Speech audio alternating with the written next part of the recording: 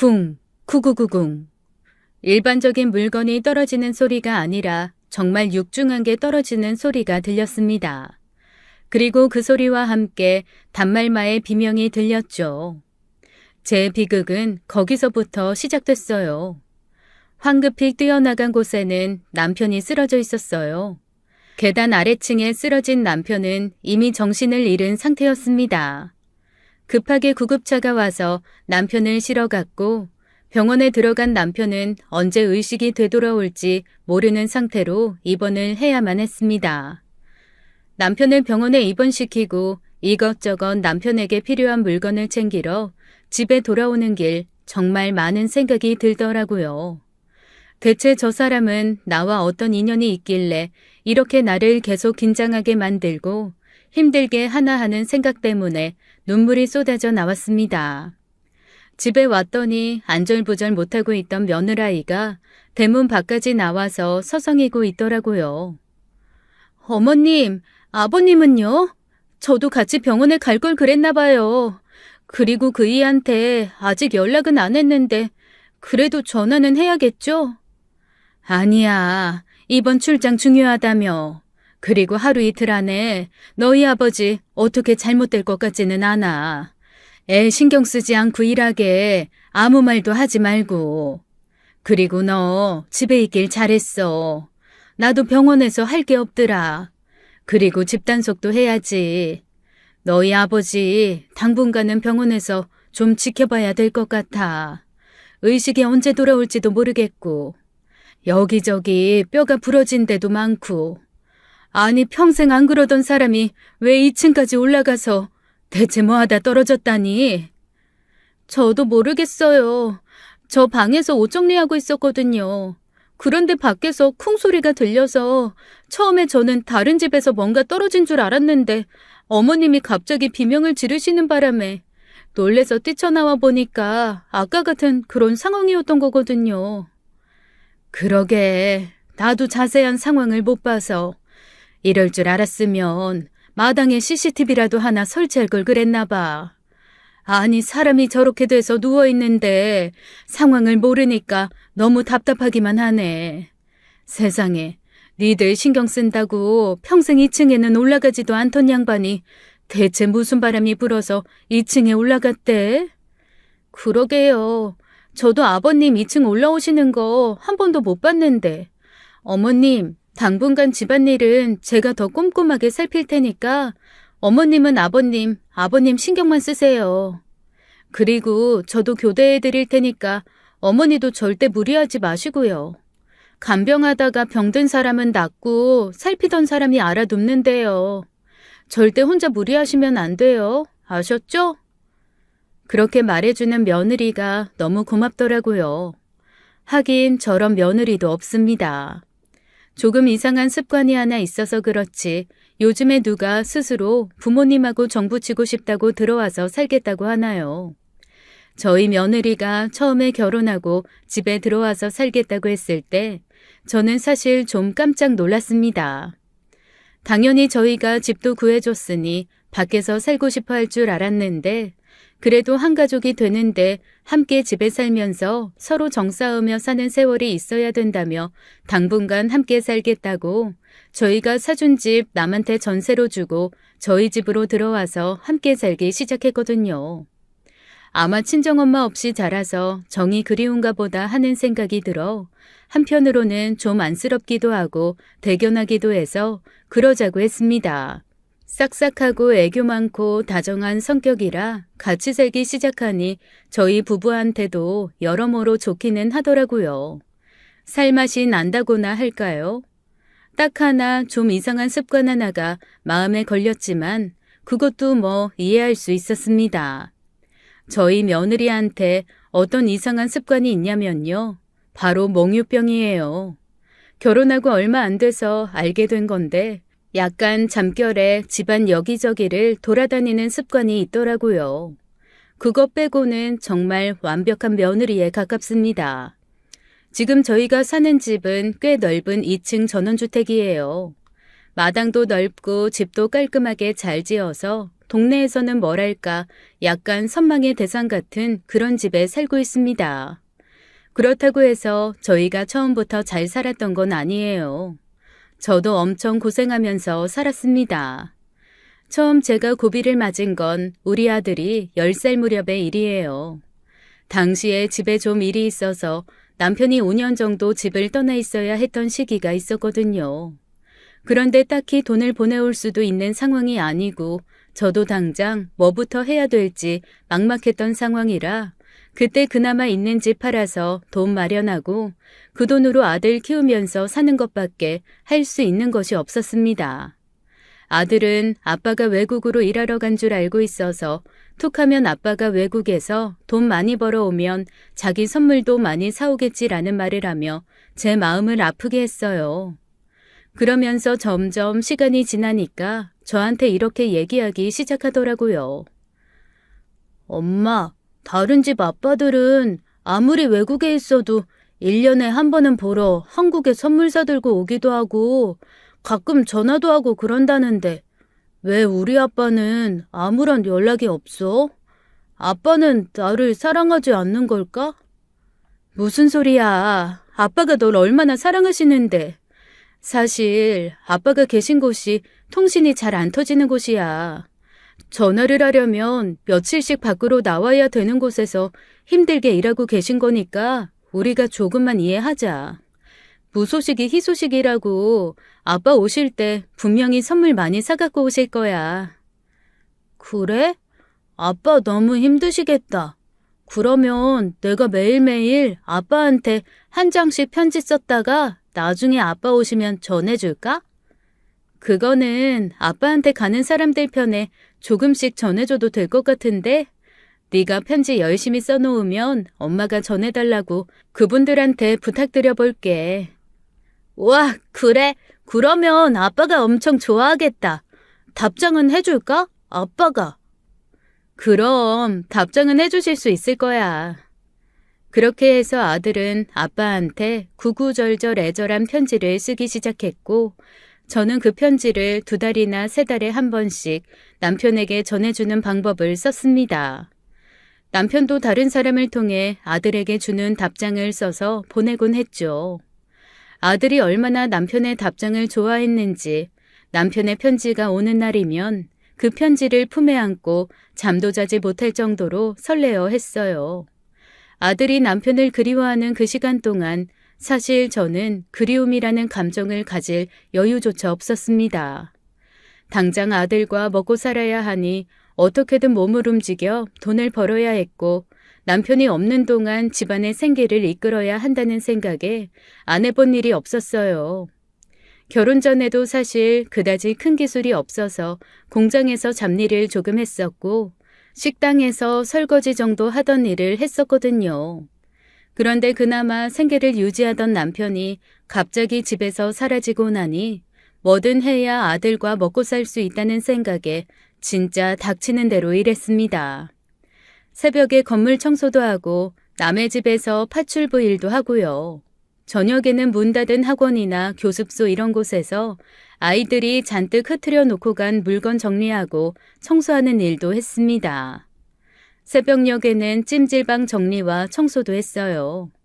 찜질방은 늘 새벽 3시부터 4시 정도까지 사람들이 수면실에서 잠자고 있는 동안 빠르게 안에 탕 청소를 해야 하더라고요. 그러다 보니 늘 쪽잠을 자면서 여기저기 일 다니느라고 5년간 12kg이나 빠질 정도로 저는 열심히 살았습니다. 다행히 아들이 착하게도 저녁 8시면 항상 잠들어줬거든요. 잠든 어린 아들을 혼자 집에 내버려 두고 밖으로 나가 일을 해야 되는 제 마음은 찢어질 듯 아팠지만 어쩔 수가 없었습니다. 순하고 착한 녀석이라 엄마가 일을 해야 되는 걸 이해해줬고 학교 다녀오면 알아서 밥 챙겨 먹고 공부하고 숙제하다가 스스로 잠드는 아들 덕에 그 5년을 버텼던 기억이 납니다. 5년 뒤에 남편이 돌아왔을 때 정말 너무나 행복하고 기뻤어요.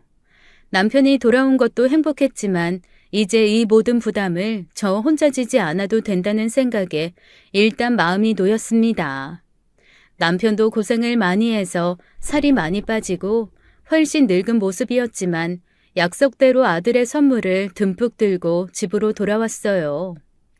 아들이 얼마나 행복해했는지 아들이 뛸 듯이 좋아하던 모습 때문에 지난 세월의 고생이 모두 잊혀지는 듯 했습니다.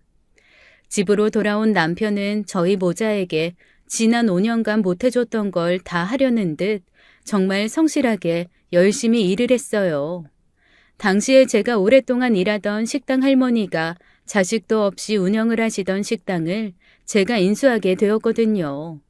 할머니는 이제 몇 년 살지도 못할 것 같은데 자기가 굳이 권리금이며 뭐며 그런 거 많이 받아서 뭐 하겠냐며 그저 지금처럼 식당 운영하면서 단골 손님들한테 자기가 제공했던 음식들 제공할 수 있으면 그것으로 만족한다라고 하시면서 저한테 거의 공짜나 다름없는 돈만 받고 식당을 넘겨주셨습니다.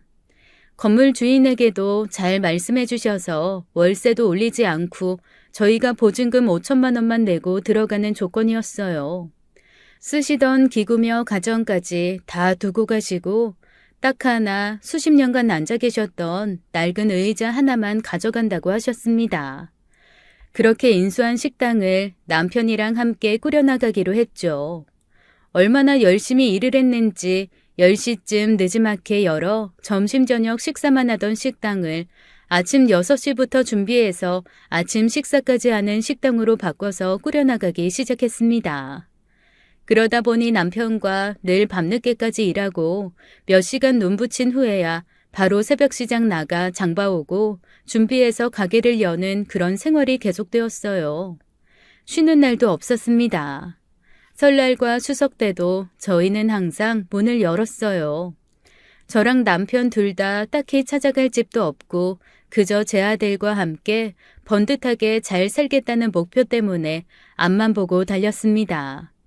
아들도 늘 학교 끝나면 식당으로 와서 식당 한 구석에 있는 작은 쪽방에서 숙제를 하다 잠들고 그렇게 잠든 아들을 집으로 다시 데리고 가서 잠시 눈 붙였다가 다음날 식당에서 아침 먹여 학교 보내는 그런 일들이 수년간 계속되었죠.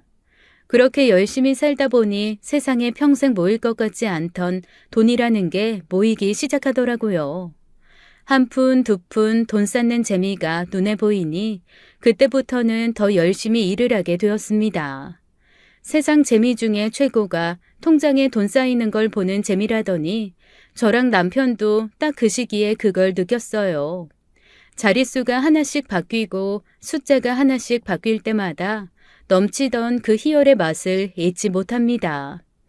그렇게 쌈짓돈을 만들어 가게도 확장하고 집도 샀습니다. 지금 살고 있는 집이 그때 산 거예요. 식당 일을 시작한 지 딱 12년 만의 일이었습니다. 2칸짜리 작은 공간에서 번듯한 건물 한 채 따로 지은 식당으로 확장하고 저희가 살 집도 지었으니 나름 성공한 편에 속하는 거겠죠. 성실하게 열심히 일한 남편은 아들이 결혼할 무렵이 되자 저한테 이렇게 얘기하더라고요. 여보, 이쯤 되면 내가 당신한테 고생시킨 거 조금 갚은 거 아닌가? 갚고도 남았지. 당신 정말 애썼어요. 진짜 하루도 안 쉬고 근 20년을 너무 애썼지 뭐. 그래서 말인데, 조만간 저기 우리 아들 결혼시키고 나면 식당을 접을까 해. 어? 식당을 접자고요? 그게 무슨 말이에요? 이제 슬슬 여기저기 아픈 데도 생기고 식당 일을 예전처럼 집중해서 하기도 좀 어렵고 해서 이제 다른 사람한테 좀 넘기고 월세나 좀 받으면서 살면 어떨까 싶은 생각이 드네. 식당 인수할 사람 있다면 권리금 좀 두둑하게 받고 아예 넘기는 것도 좋고 지금 식당 운영하는 조건으로 그냥 다른 사람이 운영한다고 하면 월세 받는 것도 좋고. 다른 사람이 이어서 유지해주면 좋긴 하겠지만 식당이라는 게 원래 주인 바뀌면 손맛도 바뀌고 손님들도 떨어져 나가기 마련이잖아요. 그럴 바에야 정리하는 게 낫죠. 그렇지. 그러면 이참에 우리 정리하는 방향으로 생각합시다. 나도 이제는 좀 즐기면서 살고 싶고 그래. 나중에 손주 생기면 하루 종일 놀아주면서 그렇게 노년 보내고 싶더라고. 에휴, 그래요. 그럽시다. 안 그래도 나도 얼마 전부터 아침에 일어나서 채소 다듬는 게 그렇게 힘이 들고 온몸에 뼈가 시리더라고. 우리 나이가 얼마야. 우리 그동안 일한 거 생각하면 평생 일할 힘 다 끌어다가 지난 수십 년간 썼어요. 아마 앞으로는 숨쉬고 버틸 힘밖에 안 남아있을 수도 있어. 그래도 백수 부모가 애 결혼시키는 것보다는 식당 주인 부모가 애 결혼시키는 게 조금 모양새가 나으니까 저 녀석 결혼할 때까지만 조금 더 해보지 뭐. 그러게요. 그런데 저 녀석이 언제 결혼하려나? 뭐 여자친구도 있다고 하고 결혼도 하고 싶다고 했으니 조만간 날 잡겠지. 그래요. 길어봐야 1, 2년 안에 하지 않겠어요? 저희가 그런 대화를 한 걸 듣기라도 한 걸까요? 그 주 주말에 아들이 그러더라고요. 올해 안에 결혼하고 싶다고 말이죠. 그러면서 다음 주쯤 며느리감과 함께 식당으로 와서 인사를 하겠다는 겁니다. 제가 펄쩍 뛰었어요. 식당은 나중에 너희가 밥이나 한번 먹으러 오고 그래도 네 여자친구 보는 건데 좀 좋은 데서 자리 마련해서 보자고 말했습니다. 그러자 아들이 멋쩍게 웃으며 그것도 그렇네요 라고 대답을 하더라고요. 그래서 저희 부부는 난생 처음 아주 고급 레스토랑을 예약해서 아들과 그 여자친구를 만났습니다. 며느리 될 아이는 아주 참하고 예쁜 얼굴이었어요. 어쩐지 어디서 한번 본 것 같은 느낌에 제가 자꾸만 고개를 갸웃거리면서 혹시 우리 식당에 온 적이 있냐고 굉장히 예쁜 얼굴이라 내가 기억을 하는 건가 어디선가 본 것 같다고 했더니 며느라이가 멋쩍게 웃으며 그러더라고요. 조금 창피하지만 연예인 두세 사람 닮았다는 얘기를 듣는다며 그 연예인 이름을 얘기해 주는데 어라 듣고 나니까 정말 닮은 것 같은 거예요. 그래서 저도 내가 TV에서 보고 조합한 얼굴을 내가 봤다고 생각했나 보다라고 얘기를 했죠. 사실 그럴 때 있잖아요. 제가 TV에서 익숙하게 본 얼굴을 밖에서 보면 꼭 오래전에 알았던 사람인 것처럼 나 저 사람 아는데 라고 하는 경우들 말입니다. 꼭 그런 경우와 비슷해서 그냥 웃고 넘어갔어요. 그만큼 예쁜 며느리가 들어온다는 사실에 기쁘기도 했습니다. 사실 제가 아들 하나 키우면서 딸 없는 게 내내 조금 서운했거든요.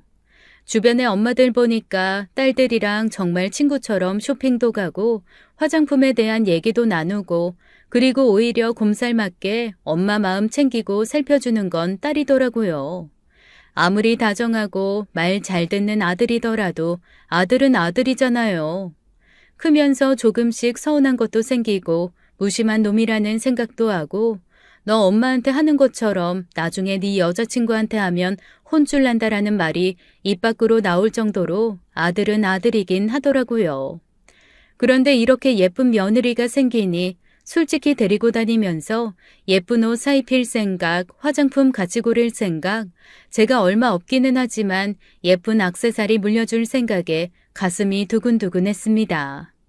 게다가 예쁘다고 생각해서 그런가 정말 며느리가 예쁜 집만 골라 하는 거 있죠. 저는 당연히 분가를 시켜야 된다는 생각에 꽤 괜찮은 지역에 나쁘지 않은 아파트 하나를 사둔 게 있었거든요. 그거를 아들 앞으로 명의 이전해주고 너희 신혼집 여기서 하라고 했더니 그 자리에서 며느리가 그러더라고요. 그래도 한 가족인데 매일 얼굴 보며 부딪히고 가끔 자기가 가게 나가서 일도 돕고 해야 서로 정이 붙지 않겠냐고 말입니다. 그러면서 한 2, 3년 정도는 합가를 하고 싶다고 하더라고요. 오히려 아들놈이 당황해서 아니 그래도 신혼인데 나가 사는 게 낫지 않겠냐. 나는 너랑 둘이 살고 싶은데 이러고 있고 저도 뭔가 당황스러워서 그럼 사놓은 집은 어떡하지 하는 웃긴 대답을 하고 말았습니다. 그랬더니 며느라이가 활짝 웃으면서 그거는 그냥 다른 사람 전세 주고 그 전세금 은행에 넣어놓고 불리면 이자로 1년에 몇 번 온 식구 고기는 먹을 수 있지 않을까요? 하더라고요. 아니 세상에 요즘 애들 중에서도 이런 애들이 있나 싶어서 신기하기도 하고 한편으론 대견하고 고맙기도 했습니다. 둘만 알콩달콩 살 생각에 들떴던 남 같은 아들놈만 중간에서 이러지도 못하고 저러지도 못하고 똥 씹은 얼굴을 하고 앉았더라고요. 하지만 며느라이 입장이 워낙 완고해서 일단은 들어와서 살라고 했습니다. 어차피 집이야 2층 집이고 넓으니까 2층 공간을 아이들 공간으로 다시 꾸며서 주고 저희 부부는 1층에 있기로 했죠. 그런데 살다 보니 며느리가 그렇게 선택한 게 나쁘지 않겠다라는 생각이 든 게 저희 부부 식당 일 때문에 새벽같이 나갔다가 밤늦게 들어오니까 사실 애들과 그다지 마주칠 일은 없거든요. 그나마 주말에 밥 한 끼 정도씩 먹는 건데 주중에도 아침 저녁으로 얼굴 보면 보는 거고 그렇지 않으면 많은 거니 그렇게 많이 부딪힐 일도 없었습니다. 그리고 저희가 애들 불편할까봐 2층으로 가는 계단을 놔주고 그 위에 별도로 출입문을 만들어줘서 아이들이 집에 들락거리면서 굳이 저희가 살고 있는 1층을 지날 이유도 없었고요. 게다가 남편은 아이들만 결혼하면 식당을 그만둘 거라고 계속 벼르더니 식당이 잘 되니 그거를 선뜻 또 놓기가 힘들었는지 애들 결혼시키고 나서도 1년 정도는 식당을 손에서 놓지 못하더라고요. 그러다가 애들도 말리고 저도 말리고 하니 1년 정도 지났을 때야 식당을 팔고 집에서 쉬기 시작했습니다. 아이들도 신혼이지만 그제야 저희 부부도 약간 신혼 같은 느낌이 들더라고요. 남편과 계속 일만 하고 약간 함께 일하는 동지처럼 살아온 세월이 수십 년이었는데 집에서 그래도 서로 대화도 하고 서로 등도 긁어주고 과거 얘기도 하며 오손도손 밥도 먹으니 새삼 신혼 같은 느낌이 들었어요. 마음이 두근거리기도 했습니다. 그리고 이런 시간 동안 중간중간 한 번씩 저희 앞에서 요즘 유행하는 먹거리도 사다 주고 다정하게 굴어주는 아들 며느리가 있으니 제가 노년에 이게 무슨 복이 터졌나 싶었어요. 행복 총량의 법칙이라는 게 있다는데 저의 행복 총량은 전반기가 아닌 인생 후반기에 다 몰려있나 보다라는 생각마저 들었습니다.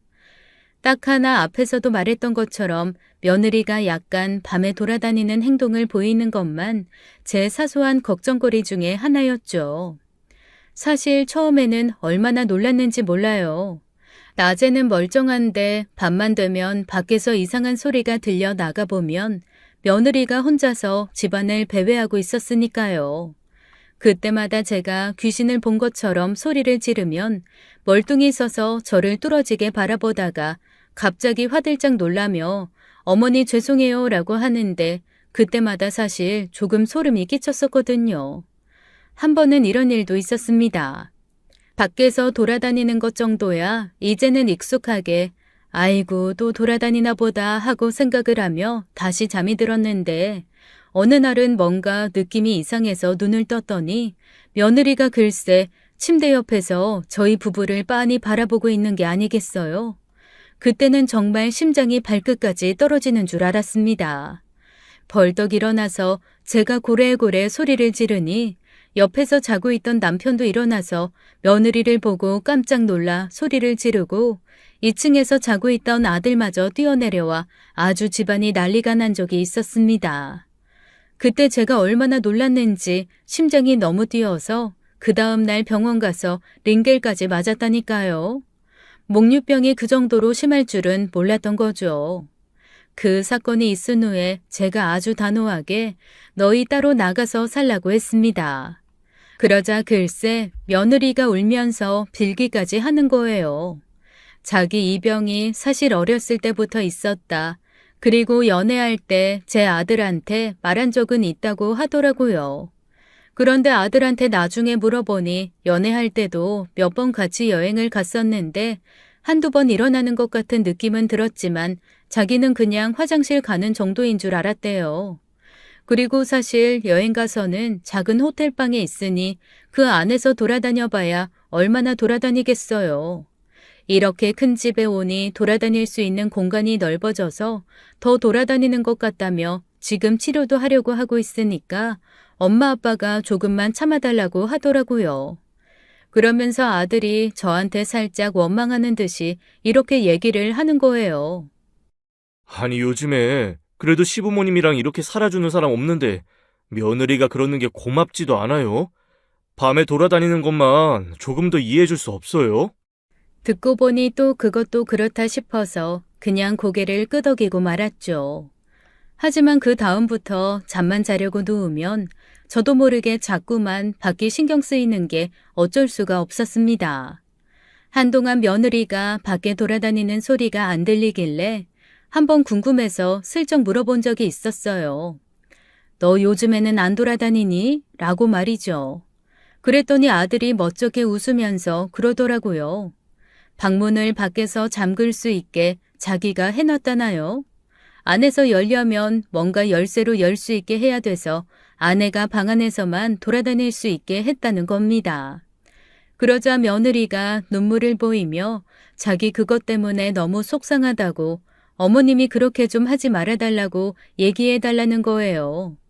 그래서 제가 아니 밖에 돌아다니지 못하는 게 왜 속상하니? 라고 물어봤더니 며느리가 돌아다니지 못하는 게 속상한 게 아니라 자기는 사실 돌아다니는 걸 인지하지도 못한다. 다만 그런 식으로 정신병원에 가두는 것처럼 자기를 가두려고 하는 남편의 태도가 너무 속상하다고 그러면서 눈물을 보이는 거였죠.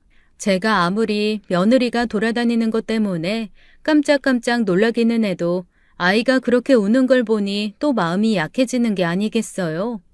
그래서 아들한테 그 자물쇠 당장 없애라고 얘기했습니다. 제가 그냥 조금 더 이해하고 참아보겠다고 했죠. 하긴 생각해보니 정말 무슨 큰 병이 있거나 범죄자도 아닌데 그런 식으로 아이를 방에다가 가둬놓고 잠자게 한다는 게 저도 좀 마음이 안 좋더라고요. 아들은 제 말을 듣고 고개를 끄덕이며 자물쇠를 풀었고 그 이후로도 며느리는 몇 번 더 거실을 서성거리긴 했지만 방 안으로 들어오는 건 없었습니다. 들어오려 하더라도 제가 살짝 문을 잠궈 놔서 딸깍딸깍 하다가 포기하고 딸깍딸깍 하다가 포기하고 하는 것 같더라고요. 그래서 이제는 저도 그게 익숙해져서 딱딱딱딱 하는 소리만 들어도 그런가 보다 하고 다시 잠이 드는 경지에 이르렀어요. 그렇게 나름대로 저희는 가족이 되면서 서로를 이해하고 맞춰가며 그렇게 살고 있었습니다. 저는 이 행복이 언제까지나 계속됐으면 좋겠다. 아이들이 분가하더라도 지금 이 순간이 추억이 되겠지라는 생각까지 할 정도였어요. 딱 한 번 저랑 남편이 좀 당황한 건 있었습니다. 다 같이 저녁을 먹는데 아들이 뜬금없이 아빠가 외국 나가 있는 동안 한 번도 먼저 연락을 한 적이 없다는 얘기를 하면서 지금처럼 다정한 아빠가 아니었다고 그러는 거예요. 며느라이가 아버님 외국 나가 계셨었냐고 어디에 언제 나가 계셨냐고 묻더라고요. 그랬더니 아들이 고개를 갸웃하면서 그러는 겁니다. 그러게. 어렸을 때는 엄마가 그냥 통신도 잘 안 터지고 그런 데가 있다고 해서 나도 자세하게 들은 게 없네. 아빠 진짜 어느 나라에 가셨던 거예요? 저와 남편은 서로를 마주보며 곤란한 눈빛을 주고받았어요. 순간 말문이 막힌 그때 며느라이가 다시 묻더라고요. 당신 몇 살 때인데? 나 10살 땐가? 한 20년도 넘었지? 아빠 한 5년 정도 해외에 나가 계셨었어. 그때 주신 편지도 있고 그랬는데 그거 다 어쨌더라? 야, 그때 얘기하지 마라. 내가 너무 고생해서 아주 기억하고 싶지도 않아. 뭘 그런 걸 물어보고 그러냐? 왜요, 아버님? 저도 궁금한데요. 어느 나라에 계셨었어요? 그때도 통신이 안 터지는 나라가 있었어요? 아프리카 쪽인가? 아니면 아마존? 북극? 남극? 그래. 아이 대충 그런데야. 묻지 말라니까. 남편은 벌떡 일어나서 훅 방으로 들어가 버리더라고요. 어안이 벙벙한 아들이 아빠 왜 저러시냐고 하길래 제가 또 적당히 둘러댔습니다. 아빠는 진짜 그 시절이 지옥 같았대. 어쩔 수 없이 가긴 했는데 여러모로 힘들어서 기억하고 싶지 않다니까 묻지 말어. 왜 사람이 그런 기억들 하나씩 있기는 하잖아. 기억하고 싶지 않은 거 있죠. 그래도 있었던 일을 없었던 일로 하는 건 힘들지 않나요? 뭔가 가시가 있는 듯한 말 같았지만 그때는 아무 생각이 없었습니다. 그저 더 이상 남편에 대해 애들이 묻지 않기만을 바랄 뿐이었거든요. 남편이 2층에서 추락사고를 당한 것은 그로부터 며칠 후였습니다. 마침 그때 아들은 지방 출장을 가 있는 동안이었고요. 집에는 저랑 며느리밖에 없었습니다. 저는 아래층에서 청소를 하고 있었고 남편이 어디를 갔는지도 몰랐어요. 남편을 뒤늦게 병원으로 옮기고 그때부터 제 간병이 시작된 거죠. 그런데 확실히 나이가 먹다 보니 간병도 힘이 들더라고요. 한 일주일 정도 제가 간병을 하고 났는데 글쎄 병이 들어버린 겁니다. 그때쯤 아들이 지방 출장에서 돌아와서 저랑 교대를 하긴 했는데 아들 녀석이 믿음직스럽긴 하지만 세심하지는 못하잖아요. 아들 녀석이 남편을 돌본 지 이틀 만에 병원에서 연락이 왔더라고요. 욕창이 생겼다고요. 그래서 제가 어쩔 수 없이 아픈 몸을 이끌고 다시 남편을 돌봐주려고 가려고 하는데 며느리가 당분간 자기랑 교대를 하자고 하더라고요. 그래서 제가 아니 남편이 덩치도 있고 힘든데 가녀리 네가 어떻게 하겠냐고 만류했지만 며느리가 그러는 겁니다. 그래도 가족인데 잘 돌봐야죠. 어찌나 고맙고 예쁘던지요.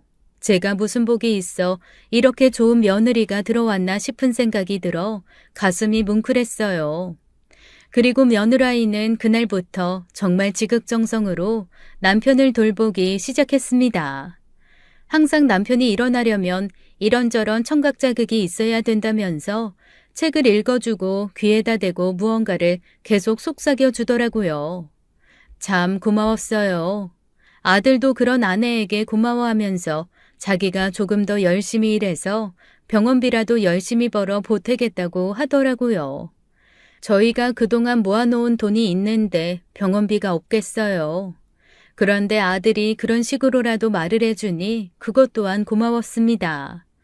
남편이 입원한 지 한 달 정도 지났을 때였어요. 아들이 또 지방으로 출장을 가게 되었어요.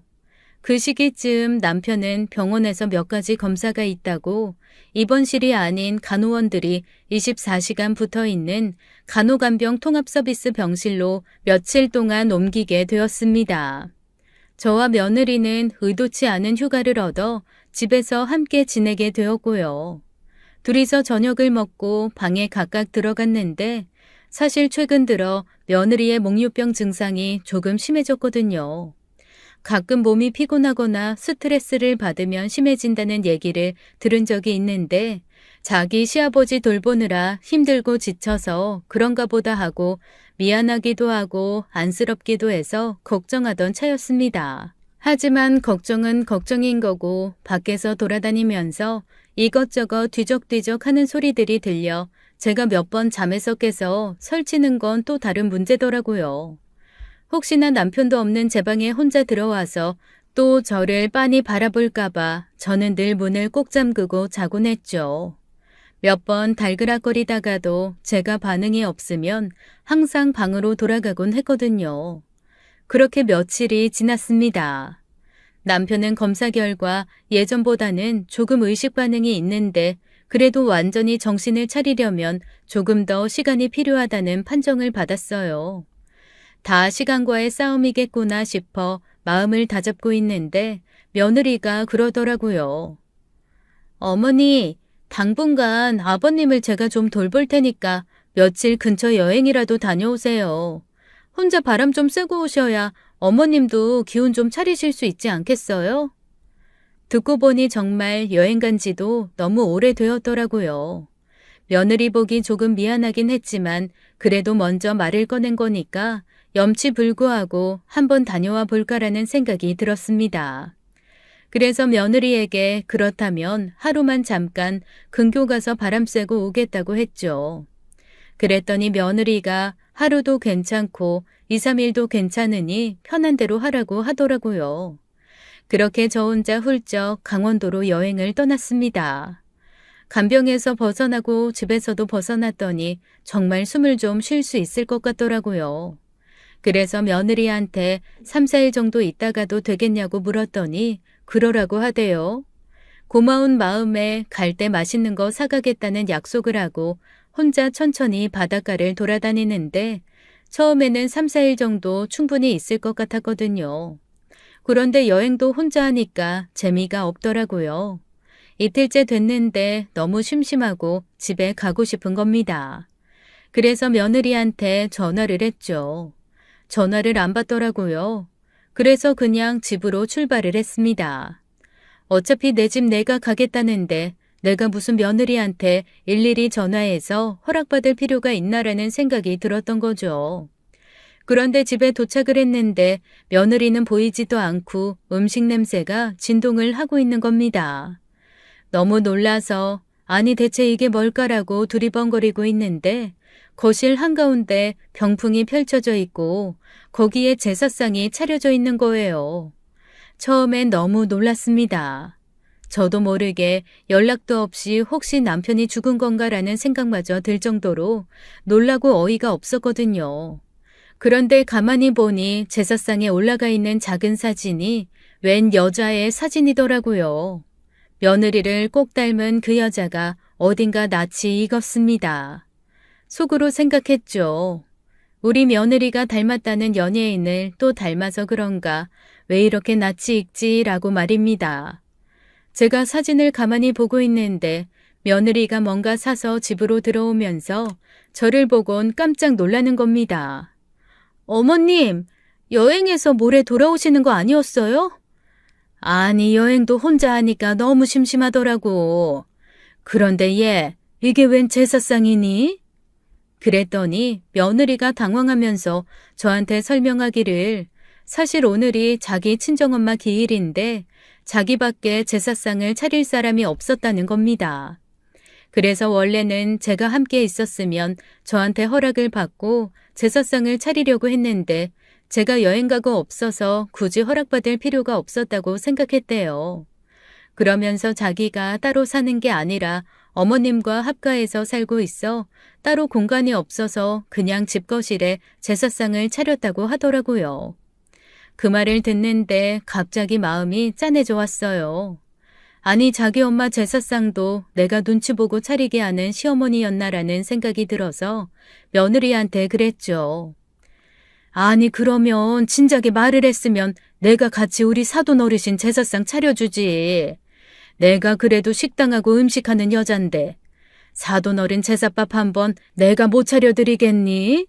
이렇게 1년 동안 우리 집에서 예쁜 며느리로 살아준 너한테 내가 무슨 제사상 차렸다고 구박을 하기를 해, 혼을 내기를 해. 대체 왜 이렇게 날 불편하게 만드니?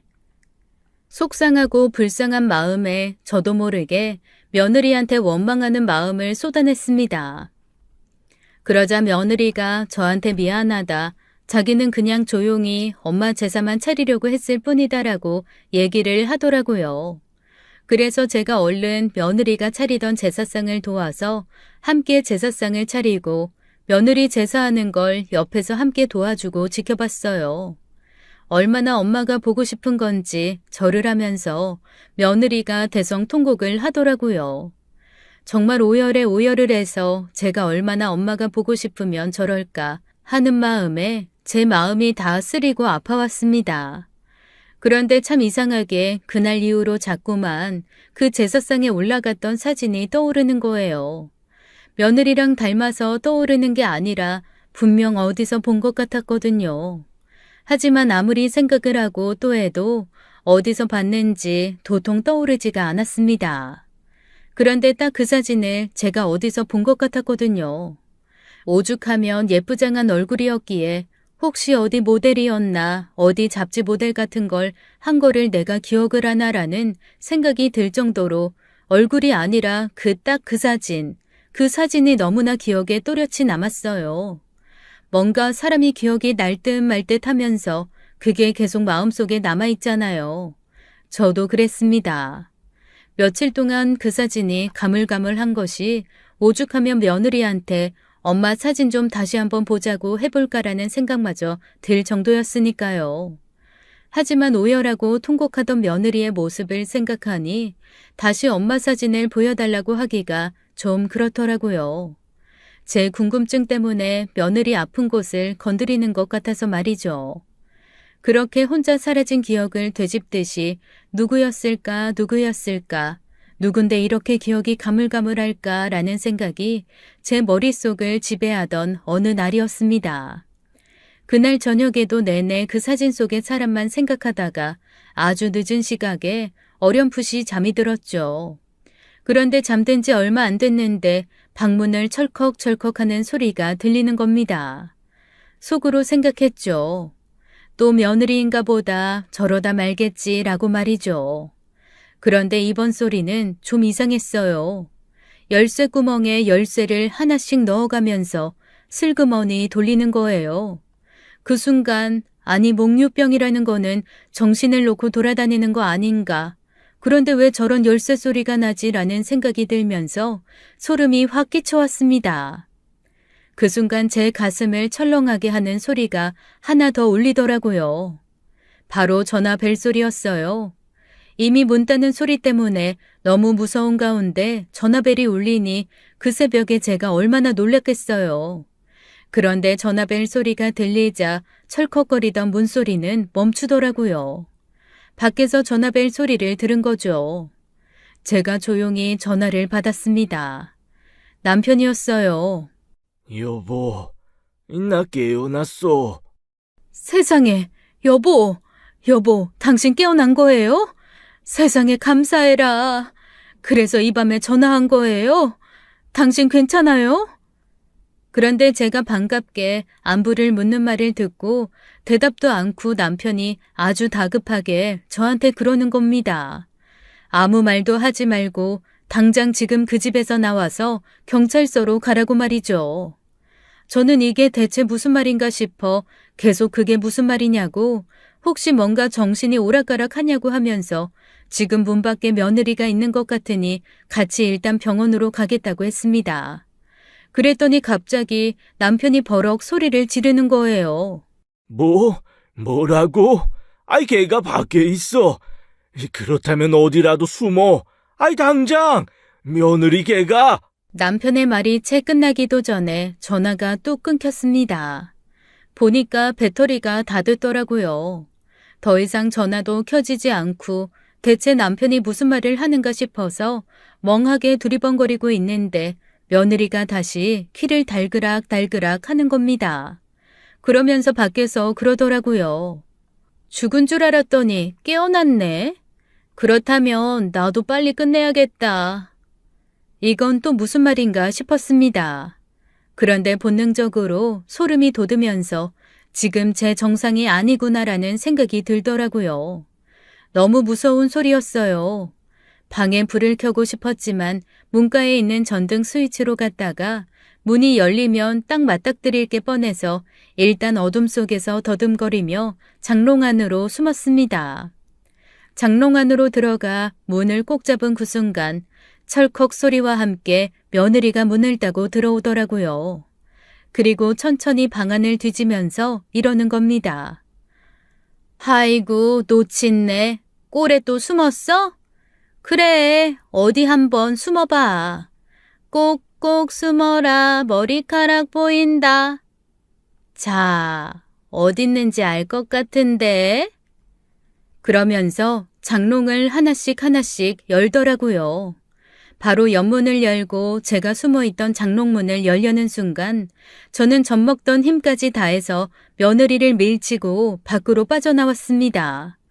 그런데 며느리의 손에 전깃줄이 한 뭉치 들려있더라고요. 눈에 무언가 휘인 것처럼 그 전깃줄을 들고 제 뒤를 쫓는데, 아니 이 집이 이렇게 넓었나요? 2층으로 1층으로 사방으로 제가 도망갈 때마다 며느리가 쫓아오는데 정말 죽을 만큼 무서웠습니다. 계속 도망다니면서 대체 왜 이러냐고 정신 차리라고 했더니 살면서 지금처럼 제정신인 때가 없다. 내가 너희 연놈을 다 없애야 다리 뻗고 잔다며 정말 귀신에 씌인 것처럼 저를 쫓아왔어요. 심장이 터질 것 같고 정신을 놓을 것 같더라고요. 대문을 열고 나갈 정신도 없었습니다. 세상에 저희가 얼마나 대문을 관리하고 살았는지 자물쇠가 4개, 5개 있었거든요. 처음에는 2개뿐이었다가 며느리가 몽유병이라는 걸 안 후로 남편이 혹시 집 밖으로 나가면 위험하다고 위아래에 체인으로 된 거 달아두고 가운데도 일반 자물쇠에 전자키까지 아주 문에 덕지덕지 달아둔 게 이렇게 원망스러운 순간이 올지는 몰랐습니다. 그 4개, 5개를 여는 순간 그 전깃줄이 제목을 향해 감겨올 것만 같아서 밖으로 나가지도 못하고 집을 뱅뱅 돌면서 손에 닿는 대로 하나 열고 아래 체인 하나 벗기고 이러면서 계속 도망을 다녔어요. 간신히 위아래에 있는 체인 2개 간신히 열고 숨이 턱이 닿게 뛰는데 정말 정신이 나갈 것 같더라고요. 핸드폰에 배터리라도 있으면 경찰한테 전화라도 하겠건만 핸드폰 배터리도 없고 며느리는 얼굴이 시뻘개진 채로 뒤쫓고 있고 저는 공포감에 눈물을 흘리고 소리를 질러가며 이웃 중에 누구라도 이 소리를 듣고 제발 신고라도 해주기를 바라던 그때 문이 철컥철컥 열리면서 누군가가 들어오는 겁니다. 세상에 아들이었어요. 사실 그 다음 날 아들이 오기로 되어 있었는데 나중에 듣고 보니 너무 아내가 보고 싶어서 하루 일찍 늦은 저녁에 출발해서 새벽에 도착한 거였더라고요. 그런데 아내가 보고 싶어서 온 아들 눈에 전깃줄을 들고 도깨비처럼 뛰어다니며 자기 엄마를 쫓아다니는 그걸 봤으니 얼마나 놀랐겠어요. 놀란 아들이 며느리 앞을 막아서자 며느리가 버럭 소리를 지르는 겁니다. 왜 네가 지금 나타나서 방해를 하고 지랄이야? 당장 꺼져. 너도 없애버리기 전에. 처음 보는 아내의 모습에 너무나 놀란 아들이 털썩 주저앉고 며느리가 다시 저를 쫓는 걸 멍하게 보고 있더라고요. 제가 살려달라고 소리를 지르자 그제야 정신을 차린 아들이 며느리를 잡고 말리기 시작했습니다. 그런데 며느리 힘이 이렇게 센 줄은 저는 처음 알았어요. 어디서 그런 힘이 나는지 아들도 밀치고 내동댕이 친 다음에 저한테 덤벼들던 그 순간 경찰이 들이닥쳤습니다. 알고 보니 저랑 전화가 끊긴 후 연락이 안 되자 남편이 신고를 한 거였어요. 그렇게 며느리는 경찰서로 끌려가고 아들은 황당한 얼굴로 대체 이게 무슨 일이냐며 저한테 계속 물어봤습니다. 저야 알 도리가 없죠. 물을 거의 2병을 마신 후에 청심환을 먹고 덜덜 떨리는 목소리로 그냥 아들한테 자초지종을 설명했습니다. 아니, 나도 너무 당황해서 이게 대체 무슨 일인지 알 수가 없네. 네 아빠가 정신 차렸다는 전화를 듣고 정신 차렸냐, 어떠냐라고 안부를 묻고 있는데 갑자기 며느리가 밖에 있다는 소리를 듣자마자 어딘가로 숨으라고 소리를 지르는 거야. 내가 무슨 말이냐고 묻는데 내 전화에 배터리가 방전돼서 끊겼거든. 그런데 제가 갑자기 문을 열고 들어와서 날 죽이려고, 아이고 나도 대체 이게 뭔지 모르겠다. 아니 이게 무슨 일이라니? 일단 집에서 진정을 하고 있는데 경찰서에서 저희를 부르더라고요. 그리고 아들과 제가 경찰서에서 들은 사실은 너무나도 큰 충격이었습니다. 글쎄 남편을 2층에서 밀어버린 게 며느리였더라고요. 그냥 실족 사고라고만 생각해서 조사를 하지 않았다가 깨어난 남편의 증언으로 다시 조사해보니 며느리가 남편을 밀었던 것이 증명되었던 겁니다. 이유를 알 수가 없더라고요. 대체 이유가 뭐냐고 경찰에게 물었더니 경찰이 머뭇거리면서 이런 얘기를 해주더라고요. 며느리의 죽은 엄마와 제 남편이 연관되어 있다고요. 처음에는 이건 또 무슨 말인가 싶어서 멍했는데 경찰이 연도수 사건을 얘기해 주니 그제서야 제 머릿속을 쾅 하고 울리는 기억이 하나 있었습니다. 그리고 대체 제가 며느리의 엄마를 어디서 본 것 같다고 생각했던 게 맞았습니다. 아주 오래전 검은 보자기로 꽁꽁 싸버린 기억이 만천하에 환하게 드러나는 것 같은 느낌이었어요. 사실 제 남편 젊은 시절에 술을 너무너무 좋아했었거든요. 나름 중장비랑 화물차를 같이 모는 운전사여서 가게가 어렵지는 않았는데 그놈의 술 때문에 한 달에 일하는 날이 절반밖에 안 돼서 넉넉하게는 살지 못했습니다. 그나마 번 돈도 술값으로 많이 썼으니까요. 성실하게만 일했으면 그때부터 아마 저희 집 꽤 잘 살았을 거예요. 그런데 그놈의 술이 결국 어느 날 사고를 쳤습니다. 화물차 운전을 하면서 음주운전을 해서 사람을 하나 치고 만취 상태에서 그대로 뺑소니를 해버린 거죠. 남편이 당시에는 성실하지 않게 일을 했기 때문에 저희는 너무나 가난했고 합의도 할 수가 없었습니다. 제 친정도 남편의 집도 하루 벌어 하루 사는 집이었고 형제들도 딱히 돈이 있거나 넉넉한 사람들이 아니어서 도와줄 수 있는 형편이 안 됐어요. 게다가 남편의 형제들은 평소 술 때문에 자잘한 사고를 많이 쳤던 남편이 결국 큰 사고를 쳤다면서 이번 기회에 단단히 벌을 받아야 한다고 아주 싸늘하게 반응하더라고요. 그것 때문에 남편은 자기 형제들과도 의절하고 저 역시 친정에서 내놓은 자식이 되었고요. 어디서도 합의금을 빌리지 못해 마련하지 못하고 피해자 쪽에서도 합의금이 아닌 처벌을 원해서 결국 남편은 감옥에 가게 되었습니다. 그렇게 5년이라는 공백이 해외에 나가서 일을 한 게 아니라 감옥에 들어가 있던 시간이었던 겁니다. 아들에게는 차마 아빠가 감옥에 갔다는 얘기를 할 수가 없어서 해외에 갔다는 얘기를 했던 거고요. 제가 한 번씩 면회 갈 때마다 아들의 편지를 전해주고 남편의 답장을 받아왔던 거였습니다. 감옥 안에서 남편은 자기가 사람을 죽게 했다는 걸 자책하면서 그 이후로는 술도 끊고 식당 일을 열심히 했던 거였어요. 그런데 그때 남편이 죽게 했던 사람이 바로 제 며느리의 엄마였던 겁니다. 제가 왜 그 여자 얼굴이 아니라 그 사진이 기억났나 했더니 그 당시 남편이 죽게 한 그 사람과 그 사람의 가족에게 사죄하기 위해 제가 장례식장을 간 적이 있었거든요. 그런데 장례식장 입구에 들어가자마자 온갖 음식물이 저한테 쏟아지면서 유족들한테 있는 대로 욕먹고 등짝 맞고 머리끄댕이 잡혀가며 장례식장에서 쫓겨났었습니다. 당시 있는 대로 초췌한 모습의 죽은 여자 남편 얼굴은 기억이 나고 죽은 여자의 언니라는 사람에게 뺨 맞는 것도 기억이 납니다. 그리고 어렴풋이 어린 딸아이가 상복을 입고 오독하니 앉아서 울고 있던 모습도 기억나고요. 그 어린아이가 며느리였던 거죠. 우는 어린아이, 그 너머로 언뜻 봤던 그 영정사진이 제 기억에 남아있었던 거예요. 그래서 제가 나중에 며느리한테 물어봤습니다. 혹시 알고 결혼한 거냐고요.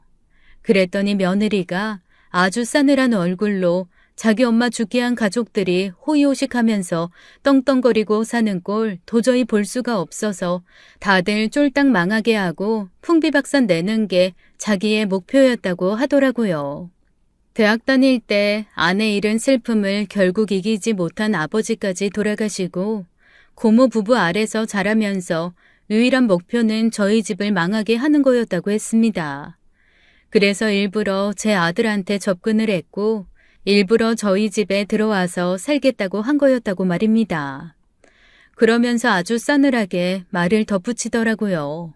그 술 처먹는 살인자 새끼 더 세게 밀어서 아예 죽게 만들었어야 되는데 정신만 잃게 해서 너무 억울했어. 그러면서 언젠간 꼭 다시 복수할 거라고 아주 싸늘하게 웃더군요. 저와 함께 그 얘기를 들었던 아들은 며느리의 얘기를 듣고 그 자리에서 기절하고 말았습니다. 저도 정신이 아득해져 왔지만 옆에서 파리하게 핏기 잃은 채로 기절한 아들을 보니 저라도 정신을 차려야겠다는 생각이 들더라고요.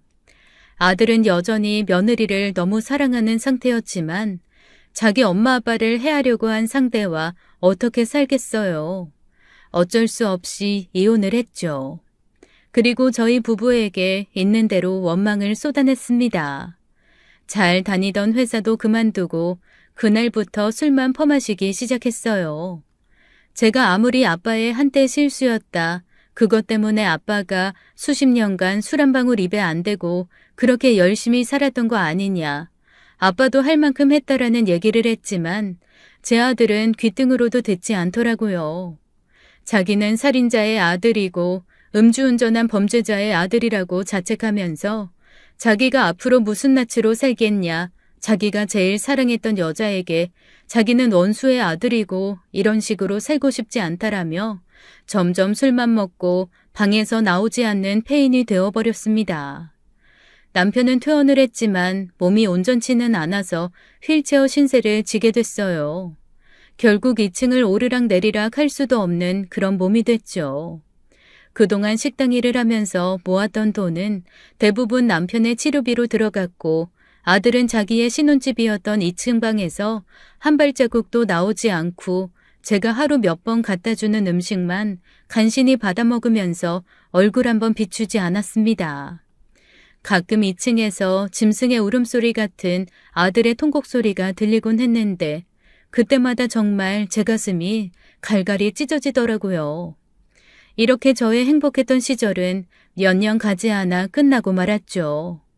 장애인이 된 남편과 폐인이 된 아들, 그 두 사람을 품기엔 너무 넓고 허전하고 횡댕그레한 집에 저 홀로 오독하니 있는 날이 계속되었습니다.